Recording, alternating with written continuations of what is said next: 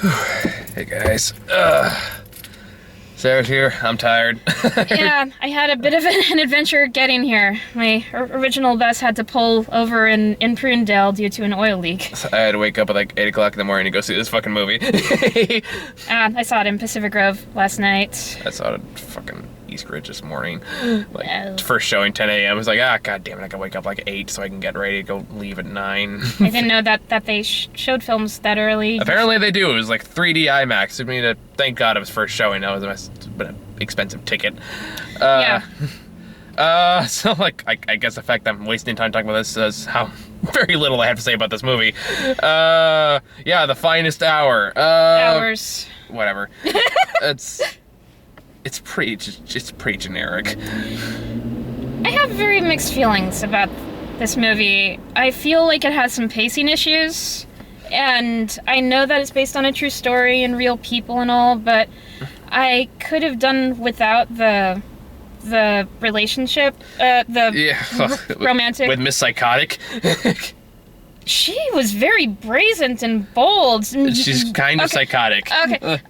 It should be noted that it's a Disney movie. It's a Disney movie, and the events depicted in this film take place in 1951.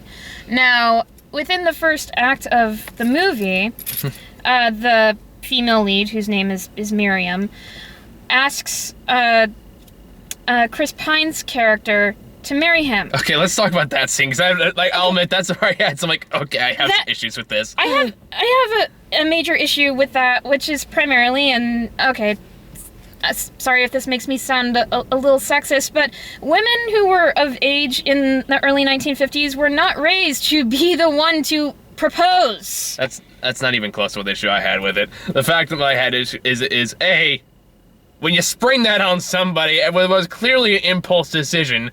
You don't get to act surprised when they say no and butthurt about it. Reason 2, you've only been dating a few months. Chill the fuck out. Yes. At that point, they'd been dating about 2-3 months tops. Because they don't even show that. It just jumps from their first date and then to this date, and that's really about it. And then she proposes to him, tells him that they're getting married 2 months later. I wouldn't even call it a proposal. It was more like they start dancing. It's like, hey, we should get married. Basically, it's like, and then Chris Pine, for good reason, kind of freaks out a little because, no, we've only been dating a few goddamn months. You know our relationships really last? The ones where a clearly impulsive psychotic woman proposes after only a few months, and then immediately freaks out and plans to end the marriage after said rejection, which would be the right choice to make, and then has the man give in to peer pressure to say yes to the marriage proposal. Mm-hmm. No reason this can go wrong in any way whatsoever. Because, yeah, you've only been dating a few months. You know all about each other after only 3 months, right? There's no, hidden secrets. There's no, hey, maybe it's just euphoria, and that's maybe a bad reason to go married, right? Because, hey, maybe that shit goes away. But that's a nit. I want to say it's a nitpick, but it's such a cliff note in the fucking movie. It happens and then immediately goes on to the next thing. Yeah. I mean, I found the stuff on the ship far more interesting than anything. Me too. I was most engrossed in the goings on, and I was most captivated by the visuals and actions on screen when they were showing the goings on of the ships. I mean, honest to God, though, I found this movie just so incredibly boring for the 2 hours I was in it. I was like, I am so bored. I don't give two fucking shits about Chris Pine, or whatever the fuck her name is, or any of that. I don't give a shit. Because you know what? I've spent all of 5 minutes with each one of these goddamn characters. I'm not invested in a single one of them. So when one character died in a halfway point, it's like, oh, there goes that guy. With all his 2 lines, at least half his lines was him saying the same goddamn song over and over again. From Guys and Dolls. Still, though, either way, it's the characters that are here are so bare bones. They are, yes. And it's I have a feeling this is one of those stories that's probably as accurate as Cool Running. which was another Disney movie. Classic. So like I don't know, it's one of those Disney movies where it's like it hits every beat of the survival rescue tale that you've seen 100 times. It hits every beat, every character cliche that's in these kind of movies is there. It's generic. It's just boring. Like I honestly got two of the characters completely mixed up halfway through. Like, and I didn't realize it. Like popped up. It's like, oh shit, that wasn't that guy. Fuck. Then who the hell is that? Then there's one guy who has an issue with Chris Pine because apparently he failed to rescue somebody because that shit happens when you're a Coast Guard. So I don't get why he's taking this one. I don't know. Either way, so I was like, wait, was he the guy that went with him on the boat? Yes. To go? Then who the fuck was the guy in the truck that looked like he was getting angry and accusatory towards him? I don't know. Like, I don't know. I can't tell those two people apart. They do look a lot alike, and their mannerisms are very similar. It's like, I swear to God, I only hear him bitching to Chris Pine from like a sideways portfolio. So when you turn these two guys sideways, they look exactly the fucking same. And they're both white, so it's not like I'm being racist. There was one. And for anyone, it's kind of hard to be racist against white people. I just want to point that out because technically, you can't really prejudice against us at this point in the game, which is a historically accurate statement. Fair enough. But there was a small aspect that I appreciated. The African American character, who I guess was the cook's assistant. They didn't make a point of his skin color. He was another crew member, which was a very small and subtle thing, but I appreciate it. I guess, but at the same time, he's so bare bones, so barely in the movie. Well, they all are. Yeah, I know. That's kind of the problem, though. It's like you have so many characters. You have the guy who's the cook. You have the gruff guy who's just the gruff guy. I kind of like the guy who knew the boat very well. He got some development. That was Casey Affleck's character. Yeah, that guy. I was like, he did fine. Yeah, I thought he was good. I really liked his bits too. Chris Pine and Casey Affleck put in solid performances in this film, I think. And I really liked some of the visuals, especially when they're on the boat and overcoming these massive waves. Oh, the part where they have to cross the, what do they call it, the bar? Yes. That was good. I'll give him credit. Like, that was well done scene. Yeah, so there were some scenes like that had me gasping and on the edge of my seat. So it was just so, I don't know, what's disjointing. Disjointed, yeah. When I was so engrossed in all this great action going on, and then it went back to Miriam. Yeah. Who? Cause like, fuck this pretentious bitch. Like, she's the girl, and like, there's even a point scene in the movie where I guess this was their attempt to pander to feminists. I'm guessing. I don't know. Because they're trying to make her into like a strong female character. Really, all I could think of the entire time was like, who the fuck does she think she is? And they even point that out when she's at the Coast Guard station trying. Yeah, it's like you've known him you've been engaged for like a day. You've known each other for only a few months. Don't fucking walk into the Coast Guard office and act like you fucking own the place. Because people get pissed off and tell you to fuck off, because of course they are. Anyone would. So fuck off when you go up to the Coast Guard, I don't know what you call him, chief or whatever. Captain or something. Captain, which is played by Eric Bana, doing whatever the fuck accent he was doing. I couldn't tell. It was not good. Again, a character, it's like big A-list actor, barely in the fucking movie. Anyway, so it goes up to us like, you need to bring him because we're about to get married and all that stuff. Like, you guys realize he's doing a job. He's doing an important job. We're not just gonna call him back because his wife gets a little sad for a day. The job that she knew he did on their first date. Yeah, and so she keeps insisting on this, and he just keeps going, who the fuck are you? Why do you fuck think tell me what I can do? I will admit there were some times like this movie could have really been better with an R rating. Yes. Because there was one part where, like, in the very beginning, I thought for sure, like, when they show the first date and they're saying, oh, let's go on a boat, I thought for sure one of the characters was gonna go, come on, don't be a pussy, let's go. Yes. Because they say they don't be a, and I swear the censor stepped in at that point. It's like, no, you can't say pussy, it's a PG-13. And it also was the 1950s, so. I'm pretty sure, I feel like pussy was a term back in the 1950s. I could be wrong. I'm not sure. I know gangsters used it. Fair enough. Yeah. So I was like, I would totally believe that was there. And again, it feels like Eric Bana wants to say fuck so badly to this woman. Yes. Because I totally would if I was in a position like, who the I can't. But he's doing his fucking, like, not Elmer Fudd. Like, he sounds like the chicken from Looney Tunes with Foghorn Leghorn. Yes. Well, I say, what the fuck do you think you're doing here? Anyway. But anyway, so, and then basically, I don't know what the fuck came over to say this. And he goes like, I hear what everyone says. I hear you don't know what you're doing. He's like, how would you think that helps in any way? What exactly are you trying to accomplish here? I don't know. Please leave. And she does. And like an idiot. And then, again, she acts all pouty and shit because her whining like a little girl routine didn't work a second time. And the only useful thing she does in the entire movie, from what I could tell, was towards the end, she was the first person to turn on the brights of her car because the town lost power, and they're trying to use like the lights to signal them all home, which I'm honestly, I don't know why no one else thought of that before she did. Like, I was kind of baffled by that too. It's like, wait, so if that wasn't your original plan, why the fuck do you all park your cars with the headlights facing the coast? Yeah, but what sense does this movie make? That's the only helpful or useful action she has throughout the entire film. Yeah, and then she still stops Chris Pine from going inside because he looks fucking cold.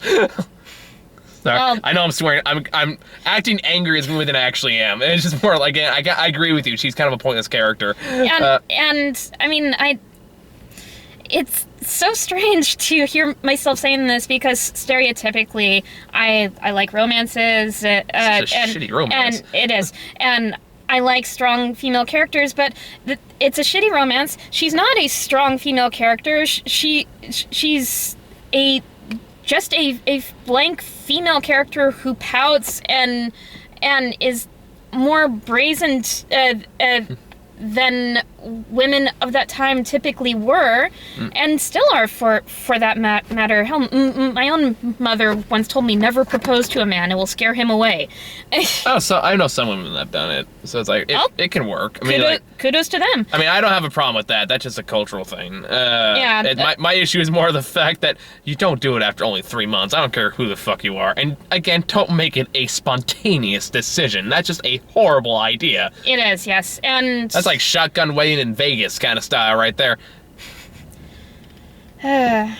I don't know. Either way, like, towards the end of the movie, too, like, it's clear that Chris Pine probably has hypothermia at this point. Probably. Because he's been sitting in the pouring rain for goddamn hours. And saving the life of 32 people.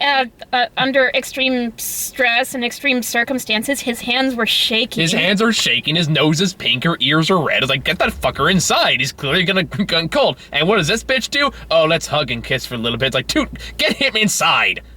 Yeah. Asshole. And, there was one other point that I noticed in the movie.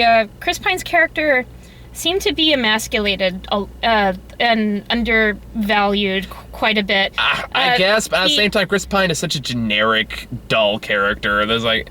I mean, he didn't... At first, before he went out on the rescue mission, he didn't have the faith or the confidence, shall we say, of his colleagues, and a lot of them were giving him a hard time of oh, she proposed to you? What, did she grab your pants or something? So I got kind of tired of the movie pointing how much his character was emasculated. Again, it's one of those cliff notes. It's like all that shit. It's like, I don't know. There's bigger things to bitch about this movie. I think that it never comes up again. That's like the only time it ever actually happens. The rest of the movie just, I don't know, everyone trying to save people, I guess. Yes. Which is really should be more the focus. Problem is Chris Pine, this character, is such a know-nothing character. And that's not Chris Pine's fault. I mean, he's a good actor. He can pull off, like, he's charming as fuck. He is, yes. And he'd be very good when he wants to be. This script just gave him fucking nothing to work with. Yeah, the two main leads are very much blank slate characters. The more engaging scenes and actions take place on the ship and on the water. Yeah, like I said, the parts of the ship is the most interesting part. When that was over, when Chris Pine saves the day, he's like, fuck, now I have nothing to look forward to. Now I get in this stupid little dinghy boat with bitch face and pouty face. Pretty much. It's like, fuck, I have nothing to look forward to now. At least stuff with the ship when they're trying to figure out how to survive when half the ship is gone. It's like, okay, that's actually interesting. The guy they had leading that was actually like, okay, him I can get behind. Then they kept cutting back to Chris Pine after the bar. They have a thing called the bar, which like kind of explained, but kind of not. Is like the hardest part to cross over, especially in a heavy storm, because that's like where all the waves kind of crash or meet up with the shoreline. The highest waves. So it kind of reminded me of a roller coaster ride. For me, it just reminded me of the nightmares I had when I was a kid. What? It just reminded me of the nightmares I had when I was a kid. This is a frequent nightmare I used to have when I was a kid. Not necessarily in a boat, but just heavy waves and somehow ending underneath them. So I was quite just like, oh, this is making me feel all kinds of uncomfortable right now. This is nightmare fuel for me. Ah, I see. That's why I was watching even the trailer for this movie was like, nope. Could never get me in the water ever again on a boat. Or at least in a heavy rain. I don't know. I don't have fear of water, so don't read too much into it. Okay. But even when I was like, nope. It's a scene like, especially when they go under the water completely and dunk back, it's like, nope, that's where I'm out. I'm done. I'm good. So that, like, there are good scenes in this movie. Problem is, there's also just a lot more generic things here. Yeah. It just feels like, it's like, I feel like I've seen this before. I can't name it, but I just feel like I've seen this before. I feel like this would work better as a short film. Maybe. More so than a feature. Cut the unnecessary relationship padding and just focus on the mission, and I'd be fine with that. Honestly, I kind of seen this popping up on like the War Channel, like with like a documentary style. Yes. I feel like that'd be more fitting for a story like this than a full-length feature film, especially when you devote so little time to the actual characters. Because honestly, and this is kind of sad to say, the romance in Pearl Harbor was better than this.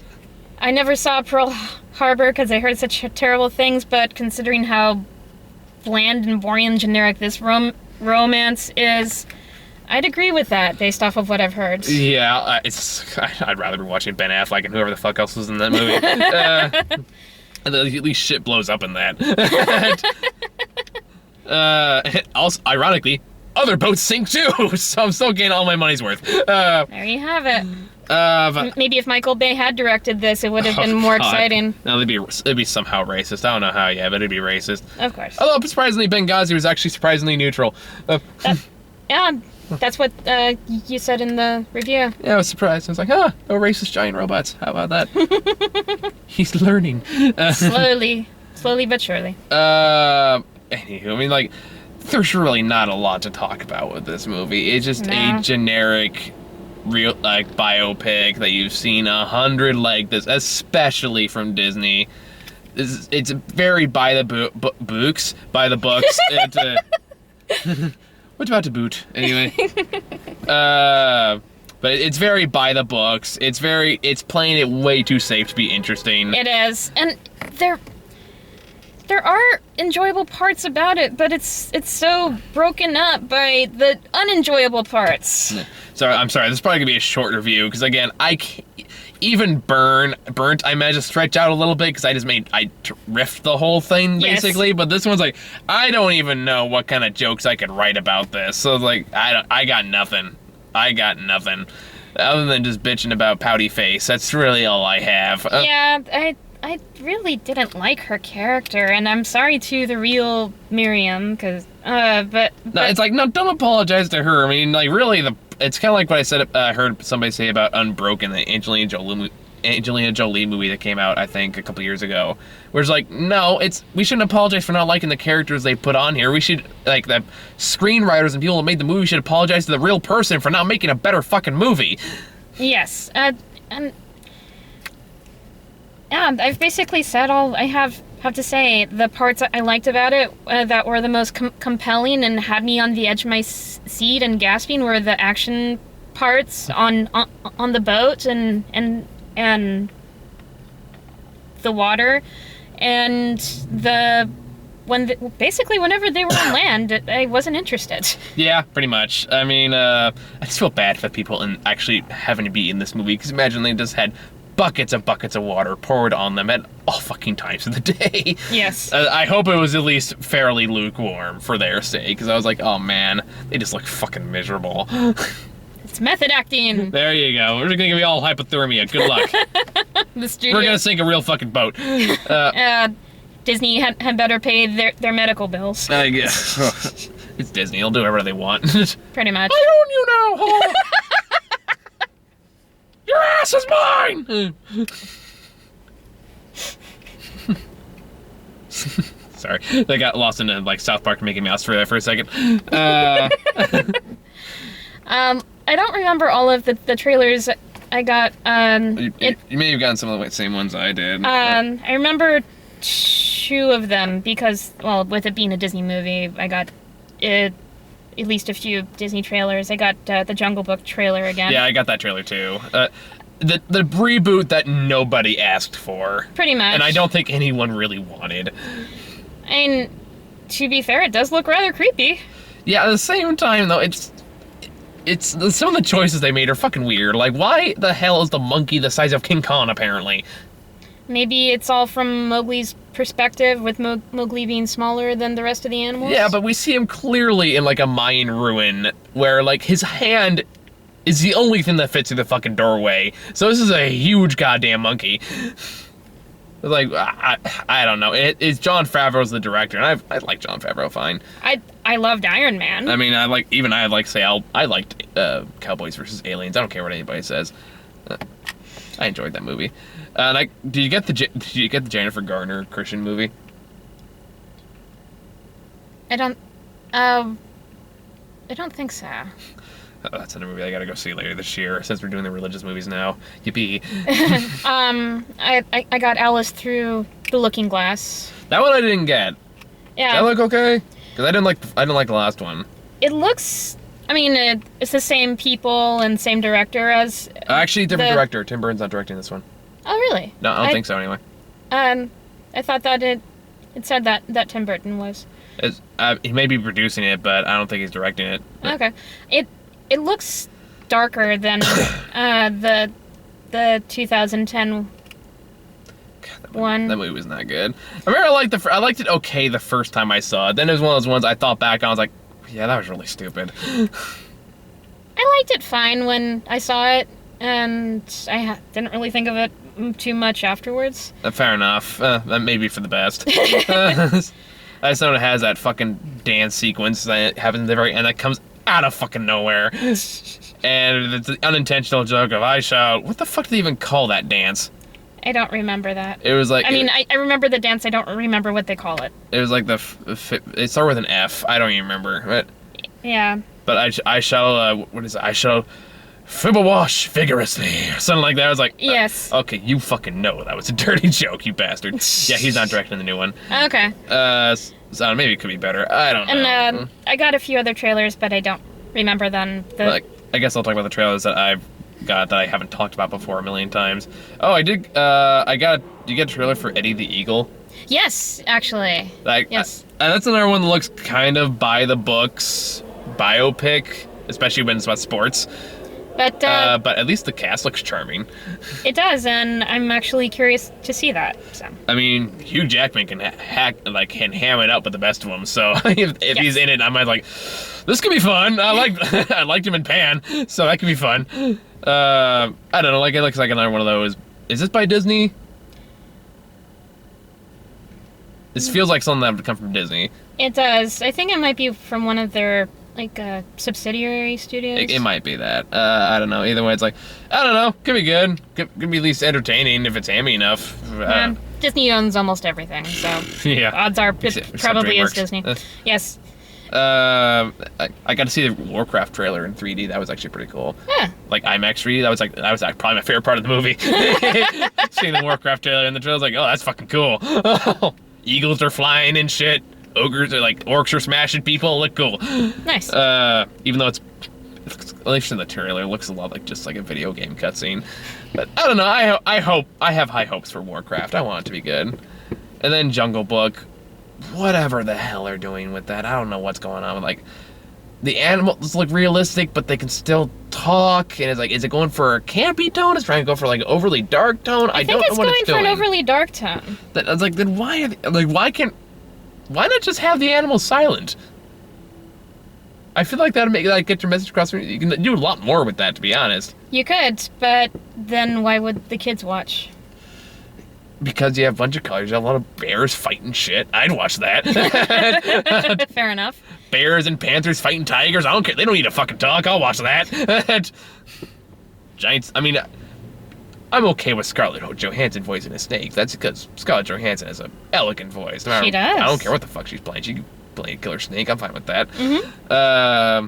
But then I got the standard trailers. Like, I got 10 Cloverfield Lane again. Batman vs. Superman. Yeah, I got 10 Cloverfield Lane as well. I'm curious. I don't know what the hell's going on with that movie. I don't know. Is it a sequel to Cloverfield? I heard it's like loosely connected to the first one. It's not like a direct sequel. It's kind of like more of an anthology film, from what I understand. Huh. Yeah, so I don't know. Okay. That's John Goodman. I'm in. Of course. Of course. Even Love the Coopers can't deny me my John Goodman love. And then I got Civil War again, which kind of hoping they come with a new trailer soon because I've seen that one a lot. And then Jungle Book I already talked about. So, sorry guys, I know this is like a shorter review than we ordinarily do. There's just really not a lot to say about Finest Hours. Yeah, you can probably, honestly, watch the best parts on YouTube eventually. She watched the trailer. Yeah, the best parts are not the relationships, it's the action on the boat. Yeah, and even then, a lot of that's kind of generic too. You have the guy who's the asshole, who's just there to be the asshole. Mm-hmm. Like, even in the end, after he saves his life, he still comes back and says something snarky. It was like, he just saved your life, you prick. The least you could do is not come with some smart-ass one-liner. Mm-hmm. Got the guy a fucking break.